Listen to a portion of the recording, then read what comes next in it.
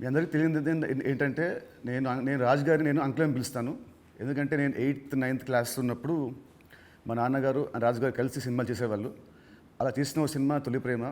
So అప్పుడు cinema release అయిన first day hit తర్వాత మా అందరము ట్రైన్లో వెళ్ళాము తిరుపతి. అప్పుడు అక్కడ మా ఇద్దరు కొంచెం బాండ్ ఏర్పడింది. ఆ తర్వాత వచ్చాక నేను కాలేజ్ బంక్ కొట్టినప్పుడల్లా నేను ఇలాగే దొరికిపోతుండేవాడిని. ఒక ఇన్సిడెంట్ ఇంకా నాకు బాగా గుర్తుంది. సంజయ్ థియేటర్ బయట రోడ్లో మీరు ఇటు సైడ్ వస్తున్నారు కార్లో, నేను ఇటు సైడ్ ఒక బైక్లో వెళ్తున్నాను.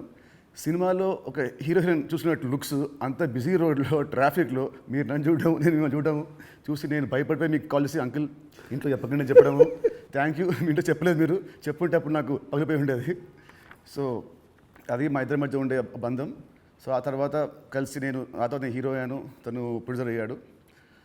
అండ్ అంకుల్ ఫస్ట్ మీ ఇండస్ట్రీకి వచ్చింది నాకు గుర్తున్నంత వరకు మీరు హీరో అవుదాం వచ్చారంట, కరెక్టా కాదా? ఒక సినిమా స్టార్ట్ కూడా అయింది, మధ్యలో అయిపోయింది. ఇది కరెక్టా ఫాల్సా? కాదు, ఫాల్స్. పక్క పక్క పక్క ఫాల్స్. ఓకే, మీ ఫస్ట్ సినిమా దిల్. ఆ సినిమా స్టార్ట్ ఎలా అయిందంటే అప్పటికి ఆది ఇంకా రిలీజ్ అవ్వలేదు, జయం రిలీజ్ అవ్వలేదు. వినాయక్ గారిని మా నాన్నని హోటల్లో కూర్చోబెట్టి ఎప్పుడు సినిమా రిలీజ్ కంటే ముందే మీరు దాన్ని లాక్ చేశారు.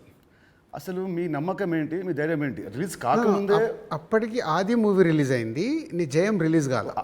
అప్పటికి ఆది రిలీజ్ అయ్యి వినయ్ నేను బేగంపేట సైడ్ వెళ్తున్నాము, నీ జయం పోస్టర్స్ ఉన్నాయి. ఓకే. సో జయం పోస్టర్ చూసి నాకు ఎవరి కుర్రాడు భలే ఉన్నాడంటే మా సుధాకర్ రెడ్డి కొడుకు జయం సినిమాతో లాంచ్ అవుతుండే, భలే ఉన్నాడన్నా, నీ సినిమా అయినతో చేద్దామా అన్నాడు. వై నాట్, ఇమ్మీడియట్లీ నేను డాడీకి ఫోన్ చేసి ఆ మీటింగ్, నీ జయం రిలీజ్ కాకంటే ముందే మీటింగ్ చేసాము. సో